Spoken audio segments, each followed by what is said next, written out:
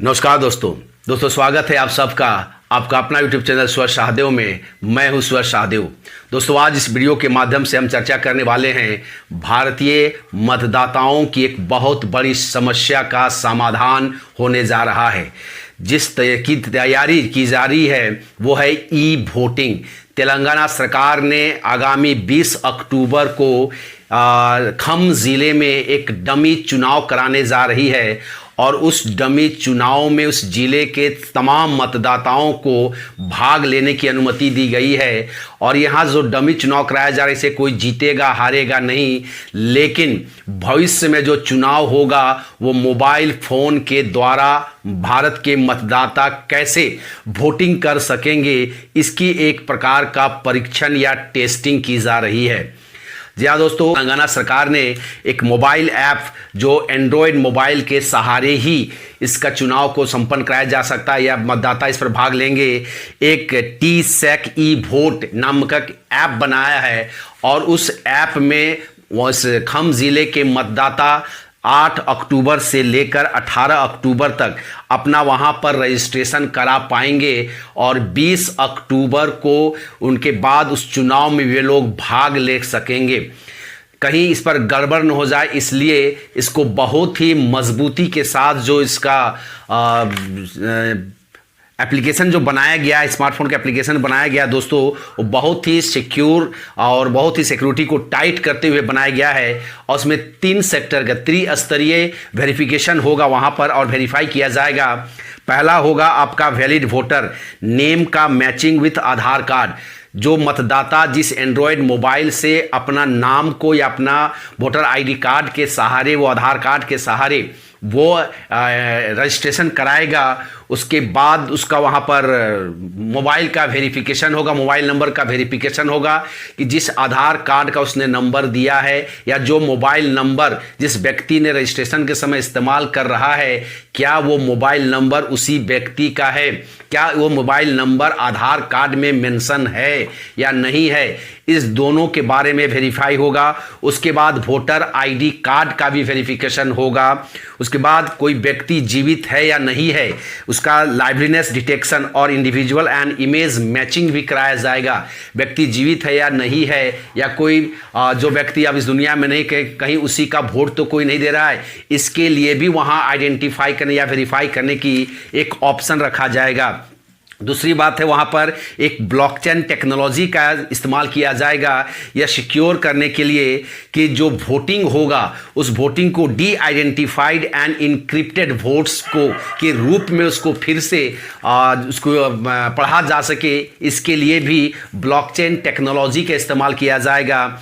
उसके बाद यह जो वोटिंग होगा दोस्तों, यह स्मार्टफोन एप्लीकेशन के द्वारा होगा। जो मतदाता वोटिंग के समय या रजिस्ट्रेशन के समय जिस मोबाइल का फ़ोन का इस्तेमाल करेंगे, जिस डिवाइस का इस्तेमाल करेंगे, वह मतदाता वोटिंग के समय उसी डिवाइस का ही इस्तेमाल कर पाएंगे, किसी और मोबाइल का इस्तेमाल वो नहीं कर पाएगा। दोस्तों अगर यह सफल हो जाता है तो मुझे लगता है कि भारत के लिए एक क्रांति से कम नहीं होगा। और भारतीय मतदाता, जहां पर हम जानते हैं कि यहाँ पर मतदान जो है 50, 55, 60% से या 70% से अधिक नहीं हो पाता है, जिसके कारण कभी कभी जो पढ़े लिखे लोग हैं या जो इलाइट क्लास के वोटर्स हैं, कभी कभी मतदान केंद्र में लंबी लाइन लगना पड़ता है, उनको वहाँ पर उनको घंटों इंतज़ार करना पड़ता है और वो वोट देने से कतराते हैं या वोटिंग स्टेशन जो बूथ है वहाँ पर वो नहीं जाते हैं। इन सारी समस्याओं का इस एप्लीकेशन जो विधि का उपयोग सरकार करने जा रही है, अगर यह कामयाब हो जाती है, अगर यह सुरक्षित होता है, तो भारत सरकार भी बहुत जल्द इसको इस्तेमाल करेगी और पूरे देश में इसको लागू कराया जाएगा। हालांकि अभी इसे तेलंगाना सरकार इसको इस्तेमाल करने जा रही है एक वहाँ पर CDAC जो है, centre for development of advance computing, और तेलंगाना निर्वाचन आयोग के सहारे मिल करके ये दोनों इस सिस्टम को डेवलप कर रहे हैं और इस पर काम कर रहे हैं। आगामी 20 तारीख को इस पर वोटिंग होना है। उसके बाद देखना है इसके क्या फ़ायदे होते हैं, क्या रिजल्ट आते, कितना सुरक्षित था, कितना सरकार कामयाब हो पाई या निर्वाचन आयोग कितना इसको जो इस धरातल पर उतारने में कामयाब हो पाई। इन सारी चीज़ों की गहन अध्ययन होगा, विश्लेषण होगा, फिर इसे आगे स्वीकार किया जाए या नहीं किया जाए, इसको लेकर के गहन चिंतन मंथन होगी।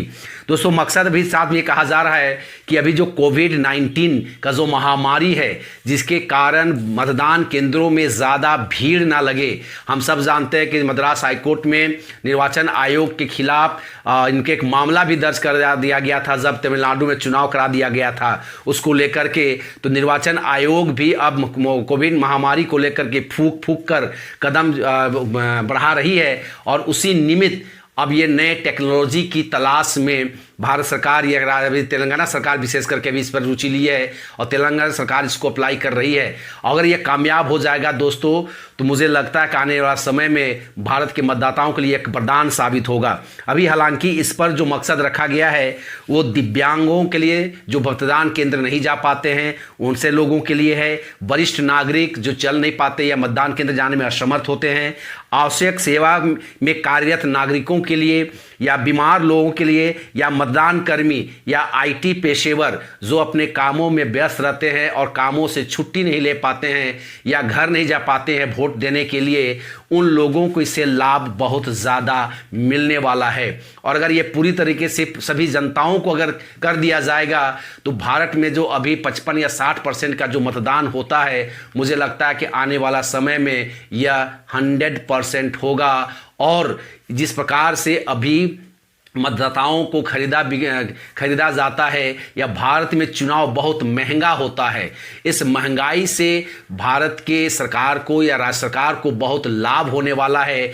क्योंकि ना तो अब कोई बूथ, जब पार्टी वाला लोग अब अपने बूथ में अपने कार्यकर्ताओं को बैठा नहीं पाएंगे, सरकार अब बूथ जो कर्मचारी वहाँ पर भेजेंगे नहीं। जिस प्रकार से जंगल झाड़ में बहुत, जो शहर से बहुत दूर होते जो मतदान केंद्र, उस मतदान केंद्रों में चुनाव कराए जाने वाले कर्मियों के साथ कई बार उग्रवादियों के द्वारा हादसा किया, उन पर हमला किया जाता है, गंभीर हादसा का वहाँ पर रूपरेखा तैयार की जाती है, जिससे उनको नुकसान भी होता है। हमारे सिक्योरिटी ऑफिसर्स जो हैं उनको अपनी जान गंवानी पड़ती है। इन तमाम मुद्दों से, बातों से इनको छुटकारा मिलेगा और हमारे लिए यह बहुत ही लाभदायक हो सकता है दोस्तों। तो मुझे लगा दोस्तों कि मैं इसको लेकर के आपके पास एक वीडियो को शेयर करूं, जानकारी को शेयर करूं, क्योंकि अगर ये ऐसा हो जाता है तो सचमुच में जो IT है या जो मोबाइल क्रांति है उसको लेकर के बहुत बड़ी कामयाबी होगी। हालांकि इस पर बहुत ज़्यादा समस्या नहीं होनी चाहिए दोस्तों, क्योंकि आज हम मोबाइल के सहारे हर कुछ काम कर रहे हैं।